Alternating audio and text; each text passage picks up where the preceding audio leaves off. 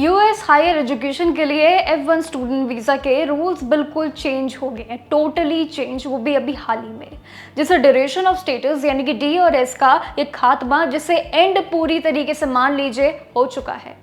अगर आप यूएस में पढ़ रहे हैं और साथ ही जाने के प्लानिंग कर रहे हैं, प्लान आपके बन गए हैं, तो ये जो रिसेंटली अपडेट है, जो बड़ा बदलाव है, ये आप समय रहते समझ लेना ताकि आगे दिक्कत ना हो। पहले के नियम के अकॉर्डिंग जब तक एक स्टूडेंट अपने कोर्स की सारी शर्तें पूरी करता है, जब तक वो पूरे ड्यूरेशन को समझता है, तो वो बिना किसी फिक्स टाइम लिमिट के यूएस में रह सकता था। ये रूल था।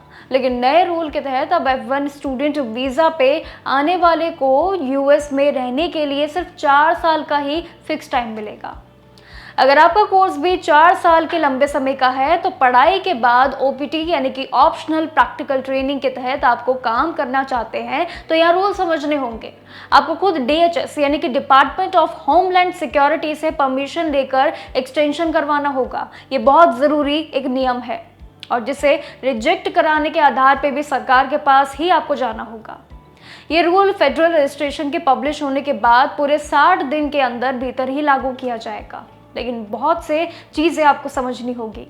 ये स्टूडेंट पे जिम्मेदारी बहुत बढ़ जाएगी, अब ये इतना तय है। इसके अलावा पढ़ाई के बीच भी आसानी से सब्जेक्ट या कॉलेज ट्रांसफ़र नहीं किया जा सकेगा, ये एक सबसे बड़ी शर्त है।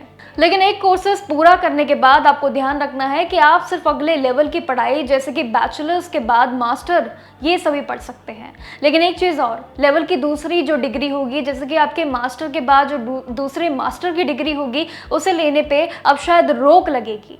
एक्सपर्ट का सीधा कहना है कि अभी यूएस में रह रहे सभी स्टूडेंट्स को बिना वजह यूएस से बाहर ट्रैवल करने के लिए बचना ज़रूर चाहिए, क्योंकि वो वापस आने पे ये सारी चीज़ों को गंवा देंगे और नए रूल्स को नहीं झेल पाएंगे।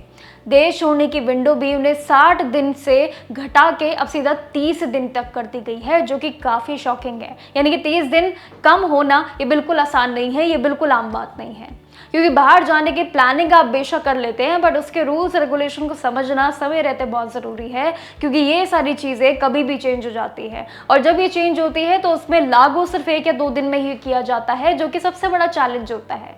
तो कहीं ना कहीं इन्फॉर्मेशन शायद आपके लिए भी इंफॉर्मेटिव हो। अगर आप भी आगे जाने के प्लान कर रहे हैं और अगर आप वहीं हैं, तो कोशिश कीजिएगा कि आपके आने जाने के लिए ये रूल्स रेगुलेशंस आपको पता होने चाहिए, वो भी समय से पहले, क्योंकि ट्रंप कभी भी ये सभी रूल्स को दोबारा से पलटवार करने के लिए बिल्कुल तैयार रहेंगे। बाकी जो भी अपडेट रहेगी वीज़ा पे, वो ज़रूर आपके साथ शेयर करेंगे। देखते रहिएगा जागरण जोश।